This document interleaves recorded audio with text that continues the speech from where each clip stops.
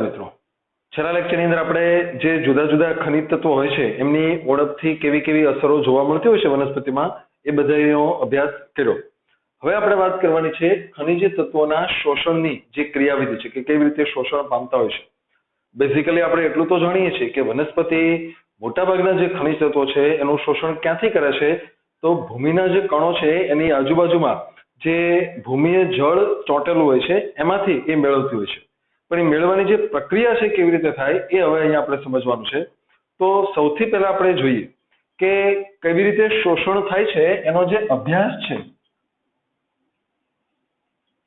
કેવી રીતે આ વનસ્પતિ દ્વારા આ બધા ખનિજ તત્વોનું શોષણ થતું હોય છે એનો જે અભ્યાસ છે એ મોટા ભાગે આપણે જોઈએ કે અલગ તારવેલા કોષો,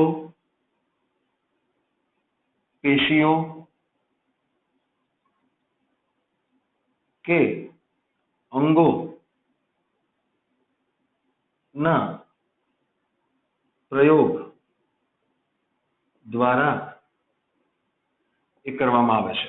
કે જુદી જુદી જે વનસ્પતિઓ છે એના અલગ તારવેલા કોષો લેવામાં આવે એકલા, અથવા એની કોઈ પેશી તારવવામાં આવે, અથવા અંગ આખું લેવામાં આવે અને લેબોરેટરીની અંદર એને જુદા જુદા તત્વોના દ્રાવણમાં રાખીને એ કેવી રીતે મેળવે છે એ અભ્યાસ કરવામાં આવતો હોય છે. તો અહીંયા આપણે જોઈએ કે આવો જે અભ્યાસ છે એના આધારે આપણને જે વાત જાણવા મળે છે એ આ છે કે ખનિજ શોષણના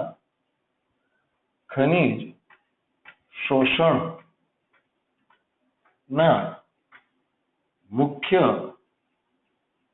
બે તબક્કાઓ જોવા મળે છે. બે તબક્કામાં આ શોષણ થતું હોય છે. ખાસ યાદ રાખજો, તબક્કા અને પ્રકારો એની વચ્ચેનો ડિફરન્સ તમને ખ્યાલ હોવો જોઈએ. આપણે જ્યારે પણ કોઈ પણ નોંધ કરતા હોઈએ ત્યારે બે વસ્તુ લખશું. ક્યાંક આપણે એવું લખશું કે બે પ્રકારો છે, ક્યાંક આપણે એવું લખશું કે બે તબક્કાઓ છે. તો અહીંયા સમજવાનું એ છે કે જ્યારે તમને એમ કહેવામાં કે બે તબક્કા છે એનો અર્થ એમ છે કે બંને પ્રક્રિયાઓ વારાફરતી ફરજિયાત થતી હોય છે કે પહેલા આમ થાય પછી આમ થાય. પણ જ્યારે કોઈ વસ્તુ લખવામાં આવે કે પ્રકારો છે ત્યારે ઓપ્શન હોય છે કે આમ પણ થઈ શકે, આમ પણ થઈ શકે. તો અહીંયા આપણે જોઈએ કે જે બે તબક્કાઓ છે એમાં સૌથી પહેલો જે તબક્કો આપણે જોઈએ છીએ એ છે ખનિજ શોષણનો નિષ્ક્રિય તબક્કો.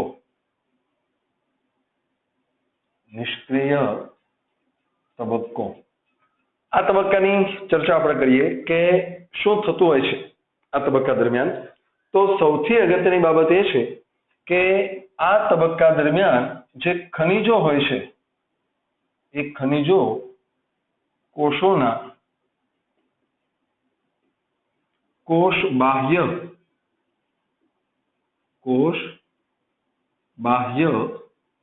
વિસ્તારોમાં દાખલ થાય છે. કોષ બાહ્ય વિસ્તારોમાં દાખલ થાય છે. ઓકે, આ કોષ બાહ્ય વિસ્તારો એટલે કયા એ પણ અહીંયા આપણે સમજવું પડે. તો એના માટે આપણે એક આકૃતિથી એ સમજવાનો પ્રયત્ન કરીએ. એ આકૃતિ દોરવાની છે આપણે કે જે અગાઉ આપણે દોરેલી છે, આપણે એના વિશે જાણીએ છીએ. તો મૂળનું જે અધિસ્તર છે એ અધિસ્તરના જે કોષો હોય અને માટીની આસપાસના જે ભૂમિજળ છે એની એક સળંગ આકૃતિ અહીંયા આપણે સમજવાની થશે. તો એ બતાવીએ અહીંયા કે મૂળનું જે અધિસ્તર છે એ આ રીતે જોવા મળે છે. ખાસ આકૃતિ તમે પહેલા દોરેલી છે એટલે અહીંયા એને આપણે ટૂંકમાં બતાવીએ. 11મા ચેપ્ટરની અંદર આ આકૃતિ દ્વારા આપણે પાણીના શોષણની વાત સમજેલા છીએ. આજે અહીંયા દોરવામાં આવ્યું છે એ છે કોષ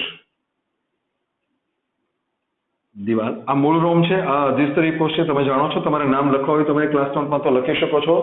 આ અધિસ્તરીય કોષ છે, આ મૂળ રોમ છે. ઓકે, એની અંદર તરફ આવેલું હોય છે કોષ રસ પટલ. અહીંયા આપણે બતાવીએ કે આ છે એ કોષ રસ પટલ છે.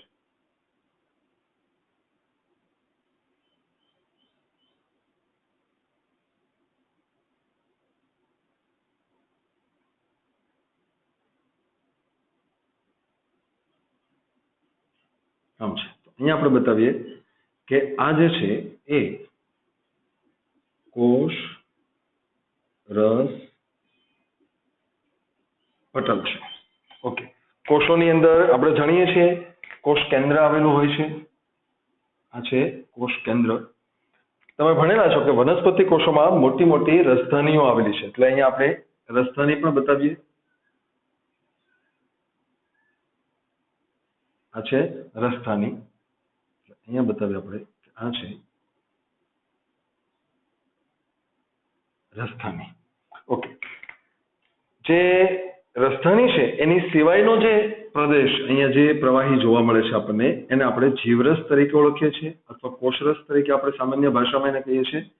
તમે જાણો છો કે મૂળ રોમનો જે કોષરસ હોય છે એ અધિસ્તર સાથે સળંગ રીતે જોડાયેલો છે, એટલે અહીંયા જે જોવા મળે છે એ છે જીવરસ.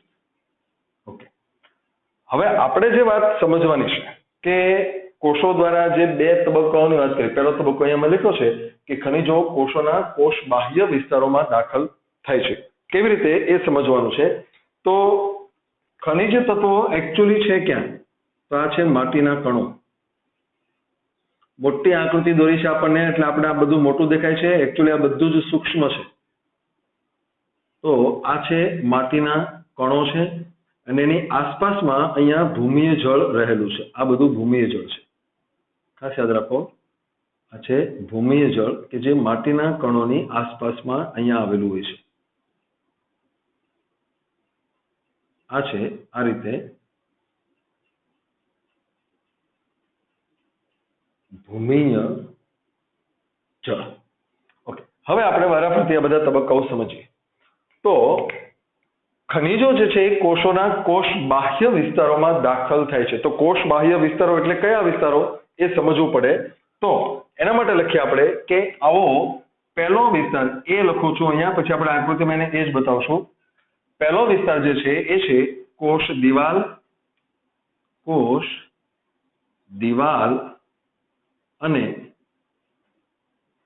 કોષ રસ પટલની વચ્ચેનો અવકાશ. આ પહેલી જગ્યા. જો કોષના એક્ઝેક્ટલી બહારના વિસ્તારો, એટલે અહીંયા આપણે જે વાત કરવાની છે, કઈ વાત કરીએ છીએ આપણે, તો જે ખનિજ તત્વો છે એ અહીંયાથી દાખલ થાય અહીંયા. તો હવે તમારે ધ્યાન આપવાનું છે આ બ્લેક અને ગ્રીન બાઉન્ડ્રીની વચ્ચેનો વિસ્તાર. જો સમજો, બ્લેક અને ગ્રીનની વચ્ચે એટલે આ જગ્યા આખી અહીંયા. આગળનું ચેપ્ટર તમે ભણ્યા છો એટલે તમને ખ્યાલ છે કે કોષ દિવાલ એ પ્રવેશશીલ છે. પ્રવેશશીલ હોવાને કારણે એ કોઈ તત્વને અટકાવતી નથી. એટલે કે ખનિજ તત્વો જે છે એ કોષ દિવાલને બહુ સરળતાથી પાસ કરી જાય છે, પરંતુ કોષ રસ પટલને પાસ કરી શકતા નથી. એટલે એ બેની વચ્ચે ફસાઈ જાય છે. કઈ જગ્યાની વાત કરું છું? કોષ દિવાલ અને કોષ રસ પટલની વચ્ચેની જગ્યા, એટલે કે એ આ જગ્યા છે. આ જગ્યા એટલે અહીંયા આપણે બતાવીએ કે આ છે એ. એટલે શું થશે? કોષ દિવાલ અને કોષ રસ પટલની વચ્ચેની જગ્યા. આવી જ બીજી જગ્યા એ છે આંતર કોષીય અવકાશ. આંતરકોષીય અવકાશ. તો એ જગ્યા પણ અહીંયા બતાવી આપણે આકૃતિની અંદર. તો જુઓ તમે, આ બ્લેક અને ગ્રીન ની વચ્ચે જે જગ્યા છે, બ્લેક અને ગ્રીન બાઉન્ડ્રી, એટલે કે બ્લેક એટલે કોષ દિવાલ અને ગ્રીન એટલે કોષરસ પટલ, એની વચ્ચે જે જગ્યા છે એ જગ્યા આ એ છે. પરંતુ હવે અહીંયા જુઓ કે આ જે પ્રવાહી છે એ અહીંયા પણ આમ દાખલ થવાનું છે, આ રીતે. હા, તો બે ગ્રીનની વચ્ચે વચ્ચે કોષ દિવાલ આવી જાય છે, પણ એ તો આપણને ખ્યાલ છે કે કેવી છે? પ્રવેશશીલ છે, એટલે કોઈને અટકાવતી નથી. એટલે આ જે જગ્યા છે, આટલો વિસ્તાર, અહીંયા જમા થયેલા ખનિજ તત્વો, તો આ ભાગ એટલે એ છે બી. તો આ બે જગ્યાએ આ સૌ પ્રથમ ખનિજ તત્વો દાખલ થાય છે. ફરી વખત સમજી લેજો, ક્યાં દાખલ થશે? કોષ બાહ્ય વિસ્તારો એટલે કયા વિસ્તારો? એ અને બી. તો પહેલો વિસ્તાર છે કોષ દિવાલ અને કોષરસ પટલની વચ્ચેની જગ્યા. કોષ દિવાલ પસાર થઈ ગઈ પણ કોષરસ પટલ નહોતું એટલે ત્યાં રહી ગયા. અને બીજું તો કે અહીંથી આવતા તત્વો એ આ બેની વચ્ચે, વચ્ચે કોષ દિવાલ છે પણ એ તો કઈ અટકાવવાની નથી, એટલે આ બેની વચ્ચે જમા થાય છે. તો આ જે છે એ સૌ પ્રથમ તબક્કો છે. અહીંયા આપણે એ સમજવાનું છે કે કેવી જગ્યાઓ છે આ બંને, તો કે એ બધી કોષ મુક્ત જગ્યાઓ છે. આ જગ્યાઓ બધી કેવી છે? કોષ મુક્ત જગ્યાઓ છે કે જ્યાં કોષોનો જે દ્રાવ્યતા છે એ જોવા મળતી નથી. ત્રીજી બાબત એના વિશે લખવાની છે આપણે એ આ છે કે આ પ્રકારે જે શોષણ થતું હોય છે અથવા તો પહેલો જે તબક્કો હોય છે એ આખો અપદ્રવ્ય પથ મુજબ થતું હોય છે. આ જે શોષણ છે એ અપદ્રવ્ય પથ પ્રમાણે થતું હોય છે. એના માટે કોઈ ઉર્જાની જરૂર પડતી નથી. નિષ્ક્રિય તબક્કો છે એટલે જ નિષ્ક્રિય તબક્કો છે. ઉર્જાની જરૂર નથી પડતી એટલા માટે જ એને આપણે નામ આપીએ છીએ નિષ્ક્રિય તબક્કો. એ ઉપરાંત અહીંયા એ જોવાનું છે કે આ રીતે જે પહેલો તબક્કો થાય છે એ પ્રમાણમાં વધુ ઝડપી જોવા મળે છે. પ્રમાણમાં વધારે પડતો ઝડપી જોવા મળે છે. અહીંયા ઘણી વખત એવું જોવા મળે છે આપણને કે કેટલાક તત્વો અલગથી પસાર થતા હોય છે. તો અહીંયા ખાસ એ જોઈએ કે આવું જ્યારે થતું હોય છે ત્યારે કોષ રસ પટલના માર્ગો અથવા પાર પટલ પ્રોટીન ભાગ ભજવે છે. આ ભાગ એટલા માટે ભજવે છે કારણ કે એ બધા જે છે એ પસંદગીશીલ છિદ્રો તરીકે વર્તે છે. તો આવી રીતે એ પ્રથમ તબક્કો પૂરો થાય છે. બીજા તબક્કાની વાત આપણે કરીએ. આ પહેલો તબક્કો હતો એ નિષ્ક્રિય તબક્કો હતો. હવે આપણે વાત કરીએ છીએ બીજો તબક્કો એ છે સક્રિય તબક્કો. કોને કહેશું આપણે સક્રિય તબક્કો એ જોઈએ આપણે. તો આ એવો તબક્કો છે કે જે દરમિયાન આપણે કે જે ખનિજ તત્વો હોય છે, ખનિજ તત્વો એ કોષના આંતરિક વિસ્તારોમાં દાખલ થાય છે. આંતરિક વિસ્તારોમાં દાખલ થાય છે. અહીંયા આપણે શું લખ્યું હતું? કોષ બાહ્ય વિસ્તારોમાં દાખલ થાય છે. ત્યારે અહીંયા આપણે લખવાનું છે કે આંતરિક વિસ્તારોમાં દાખલ થાય છે. હવે આપણે જોવું પડે કે આંતરિક વિસ્તારો એટલે ક્યાં પાછા? તો અહીંયા જોઈએ કે આ પ્રકારનું જે શોષણ થતું હોય છે એ દરમિયાન અહીંયા જોઈએ કે એ પ્રકારનું વહન કેવી રીતે થશે? બે જગ્યાઓ એવી જોવા મળે છે. સી અહીંયા આપણે કન્ટિન્યુટી જાળવીએ છીએ. એ અને બી અહીંયા બતાવ્યા છે આપણે, એ અને બી. તો સી અને ડી અહીંયા બતાવશું. બે જગ્યાઓ છે. સી એટલે કોષરસીય વિસ્તારો, કોષરસનો વિસ્તાર, અને ડી એટલે રસધાનીનો વિસ્તાર, રસધાની. તો જુઓ તમે અહીંયા કેમ થશે કે આ બ્લેક અને ગ્રીન વચ્ચેનો જે અવકાશ છે કે જે કોષ દિવાલ અને કોષરસ પટલ છે ત્યાંથી હવે એ અંદર દાખલ થાય છે. અહીંયા આમ દાખલ થશે. એટલે આ જે વિસ્તાર અહીંયા જે દાખલ થાય છે એ જગ્યા એટલે એ સી જગ્યા છે. કોષરસમાં દાખલ થાય છે. અહીંયા બતાવો આપણે જીવરસ એટલે કે સામાન્ય રીતે આપણે એને કોષરસ કહીએ તો ત્યાં દાખલ થાય છે. હવે અહીંયા આવ્યા પછી એ તત્વો હવે રસધાનીમાં દાખલ થાય છે. અહીંયા ત્રીજો તબક્કો. એટલે અહીંયાથી તત્વો આની અંદર જાય છે. તો આ જગ્યા એટલે એ ડી વિસ્તાર છે. તો આવી બંને જગ્યાઓમાં એ તત્વો દાખલ થઈ જતા હોય છે. હવે એના વિશે આપણે ચર્ચા કરીએ કે આ તબક્કો જે છે એ સંદ્રવ્ય પથ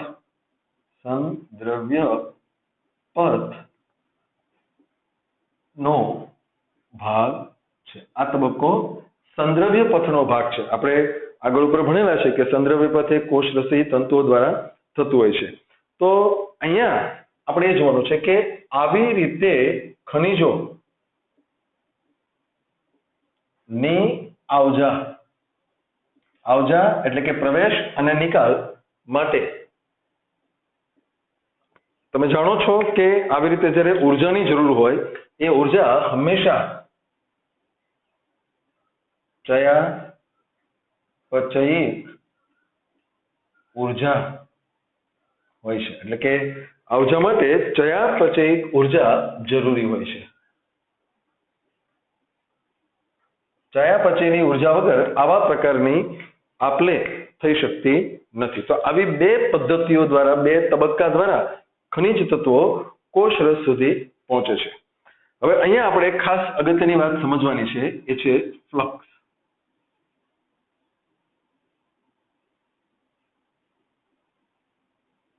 ફ્લક્સની જે સામાન્ય વ્યાખ્યા છે એ આપણે આપીએ છીએ કે ફ્લક્સ એટલે ખનિજ તત્વોનું કોષો વચ્ચે વહન એટલે કે આપલે. આમ તો ખનિજ તત્વો જે એક કોષમાંથી બીજા કોષમાં જાય ત્યારે એને આપણે ફ્લક્સ તરીકે ઓળખતા હોઈએ છીએ. તો સેમ વસ્તુ અહીંયા બે શબ્દો એના આધારે આપણે જોવાના છે. એક છે ઇનફ્લક્સ.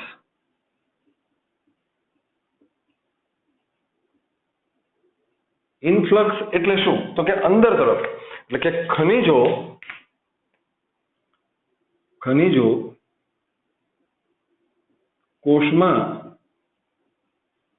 કોષમાં દાખલ થાય છે. ખનિજો કોષમાં દાખલ થતા હોય છે એ ઘટના એને આપણે ઇનફ્લક્સ તરીકે ઓળખીએ છીએ. તો તમને કદાચ યાદ હશે કે આપણે જે 11મું ચેપ્ટર ભણ્યા છીએ એ 11મા ચેપ્ટરની અંદર આપણે આના જ જેવી એક ઘટના ભણેલા છીએ જેને આપણે આશ્રુતિ નામ આપ્યું. પાણીનું વહન હતું. ત્યાં પણ આપણે બે શબ્દો લીધા હતા, અંતઃઆશ્રુતિ અને બહિરાશ્રુતિ. તો સેમ કોન્સેપ્ટ ઉપર આ વસ્તુ છે. તો આ જ રીતે ઇંગ્લિશમાં અહીંયા શબ્દ છે, બીજો શબ્દ જે છે એ છે ઇફ્લક્સ. ઇનફ્લક્સ અને ઇફ્લક્સ. ઇફ્લક્સ ક્યારે કહેવાય? તો કે જ્યારે ખનિજો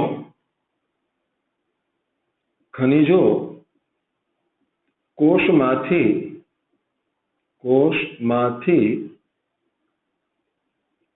બહાર આવે. એક કોષમાંથી બીજા કોષમાં ખનિજ જાય ત્યારે શું થાય? તો કે બે ઘટનાઓ બનશે. જે કોષમાંથી બહાર નીકળે છે ખનિજો એના માટે ઇફ્લક્સ છે, જે કોષમાં દાખલ થાય છે એના માટે ઇનફ્લક્સ છે.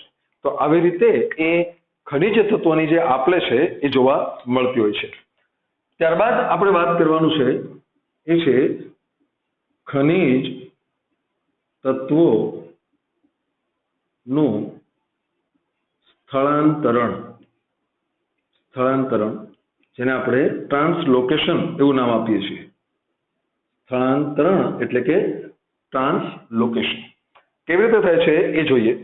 તો સૌથી પહેલા આપણે એ જોવાનું છે કે જે જુદા જુદા પ્રયોગો થયા છે, વનસ્પતિ શાસ્ત્રીઓએ જે બધા પ્રયોગો કરેલા છે એના દ્વારા આપણને એટલી વાત તો ખ્યાલ આવી ગઈ છે કે ખનિજ તત્વો જે હોય છે, ખનિજોનું ઉર્ધ્વ વહન એ જલવાહક ના માર્ગે થતું હોય છે. જલવાહક પેશીની અંદર જે પાણીનું ઉર્ધ્વ વહન થતું હોય છે એની સાથે સાથે એ ખનિજ તત્વોનું પણ વહન થતું હોય છે. અને તમે એ પણ જાણો છો કે આ જે ઉર્ધ્વ વહન થાય છે એના માટે બાષ્પોત્સર્જન નું ખેંચાણ બળ જવાબદાર હોય છે. પાણીનું જે વહન થાય છે એના માટે ખનિજ તત્વો જે છે એ પણ પાણીની સાથે સાથે બાષ્પોત્સર્જન ખેંચાણ બળ અનુભવતા હોય છે. અહીંયા આપણે જે નોંધ કરીએ છીએ એ આવી છે કે જલવાહક રસ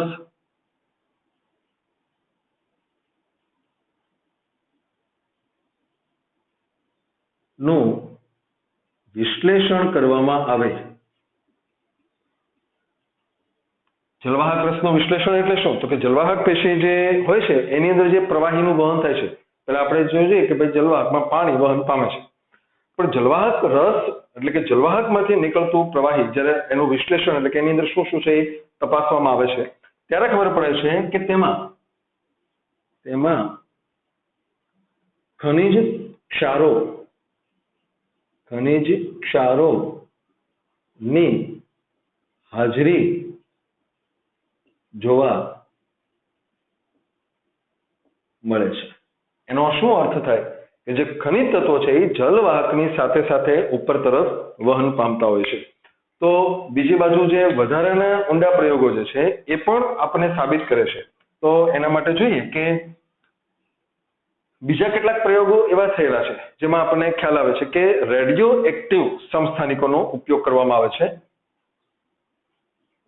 રેડિયો એક્ટિવ સમસ્થાનિકો, તમને ખ્યાલ છે કે રેડિયો એક્ટિવ સમસ્થાનિકો એ કોઈ પણ તત્વના થોડા અલગ પ્રકારના સ્વરૂપો હોય છે કે જે રેડિયો એક્ટિવિટી ધરાવતા હોય છે. એ બતાવે છે કે ખનિજો જે છે, ખનિજો જલવાહક દ્વારા પરિવહન પામે છે. એટલે આ આખી જે સિસ્ટમ છે એને આપણે આમ સમજીએ કે એકચ્યુઅલી શું હોય છે. તો ધારો કે અહીંયા આપણે બતાવીએ છીએ આ અધિસ્તરનો એક કોષ છે. આ અધિસ્તરનો કોષ છે. હું બહુ કોમન આકૃતિ દોરું છું. અધિસ્તરનો કોષ છે. અહીંયા આપણે જે દોર્યો છે એ જ પ્રમાણે કોષ છે. એની અંદર પાણી અને ખનિજ તત્વો દાખલ થાય છે. જોજો અહીંયા આપણે બતાવીએ છીએ કે આ કોષ પાણીનું શોષણ કરે છે, પણ આપણે ખ્યાલ છે કે પાણીનું જે શોષણ થાય છે એ એકચ્યુઅલી આશ્રુતિ દ્વારા થાય છે. એટલે પાણી જે છે એ આશ્રુતિ દ્વારા શોષણ પામે છે. આ જ જગ્યાએથી એટલે કે જે પાણી અહીંથી દાખલ થાય છે એ જ જગ્યાએથી અહીંયાથી ખનિજો પણ દાખલ થાય છે. પણ એ આ જે છે અન્ય પ્રક્રિયા દ્વારા દાખલ થાય છે. આજે આપણે ભણ્યા સક્રિય અને નિષ્ક્રિય વહન, એની અલગ આખી જે પ્રક્રિયા છે એના દ્વારા દાખલ થાય છે. પણ મેઇન વાત એ છે કે પ્રક્રિયા ભલે અલગ છે, અહીંયા આશ્રુતિ છે, અહીંયા આ બધી બે પ્રક્રિયા છે, પણ વાત એમ છે કે દાખલ તો એક જ જગ્યાએ થાય છે, એટલે અધિસ્તરના કોષોમાં દાખલ થાય છે. અને અહીંયા જ્યારે એ પહોંચે છે ત્યારે એને નથી પાણી કહેવામાં આવતું એકલું કે નથી એને એકલા ખનિજો કહેવામાં આવતા, એને રસ તરીકે આપણે ઓળખીએ છીએ. અહીંયા આવે એટલે બની જાય છે રસ. પછી આગળ તમે ભણ્યા છો કે આ અધિસ્તર કોષ છે એ મૂળનો બહારનો કોષ છે. જલવાહક પેશી વચ્ચે આવે કે જે જલવાહક પેશી છે એ અહીંયા છે. આ છે જલવાહક પેશી. તો શું છે, તમે આખી આકૃતિ પણ એનો ક્રોસ સેક્શન દોરેલો છે કે અપદ્રવ્ય પથ, સંદ્રવ્ય પથ, પારપટલ વહન એ બધા દ્વારા આ રસ પહેલા જલવાહક પેશી સુધી પહોંચે છે અને પછી એ ઉર્ધ્વ તરફ વહન પામે છે. અને આ ઉર્ધ્વ તરફ વહન પામવાની જે આખી પ્રક્રિયા છે એને આપણે રસારોહણ નામ આપીએ છીએ. રસારોહણ. જો ત્યાં નામ શું આપવાનું છે? રસારોહણ. રસ વત્તા આરોહણ. કેમ? તો કે જો એકલું પાણી હોત તો એને આપણે શું કીધું હોત? જલારોહણ. જલારોહણ નથી શબ્દ શું છે? રસારોહણ. કારણ જલવાહક પેશીમાં જે પદાર્થો ઉપર ચડે છે એ એકલું પાણી હોવાને બદલે એમાં ખનિજ તત્વો ઓગળેલા હોય છે અને ખનિજ તત્વોની સાથે સાથે પાણી ઉપર જાય છે એટલે રસ કહેવાય છે. એસેન્ટ ઓફ સેપ એવું નામ છે. સેપ તરીકે ઓળખાય છે. અને વોટર કે મિનરલ્સ નથી કહેવામાં આવતા. રસ એટલે સેપ, SAP, સેપ એટલે પાણી કે જેમાં ખનિજ તત્વો ઓગળેલા છે, ભળેલા છે. એટલે એની સાથે આ પાણીની સાથે ખનિજ તત્વો ઉપર ચડતા હોય છે. એટલે આ વસ્તુ બતાવે છે કે ખનિજ તત્વોનું જે ટ્રાન્સલોકેશન છે, ખનિજ તત્વોનું જે સ્થળાંતરણ છે એ હવે આપણે ડીપમાં ભણવાની જરૂર નથી, કારણ કે આપણે માત્ર એટલું જ કહેવાનું છે કે અલગ રીતે દાખલ થતું હોવા છતાં, અલગ રીતે એટલે કઈ રીતે? આ રીતે દાખલ થતું હોવા છતાં એક વખત દાખલ થઈ જાય એ પછી તો પાણીનો માર્ગ એ જ ખનિજ તત્વોનો માર્ગ. અને પાણીનો માર્ગ તમે આખો 11મા ચેપ્ટરમાં ભણી ચૂક્યા છો. કે ખનિજ તત્વો જે છે એની સાથેનું આ પાણી એ અધિસ્તરમાં આવે, ત્યાંથી બાહ્યકમાં આવે, અંતઃસ્તર, પરિચક્ર બધું પસાર કરીને એ પહેલા જલવાહકમાં આવે, જલવાહકમાં બાષ્પોત્સર્જનના ખેંચાણ બળ વડે ઉપર ચડે છે. તો આ આખી પ્રક્રિયા એને આપણે નામ આપીએ છીએ ખનિજ તત્વોનું ટ્રાન્સલોકેશન.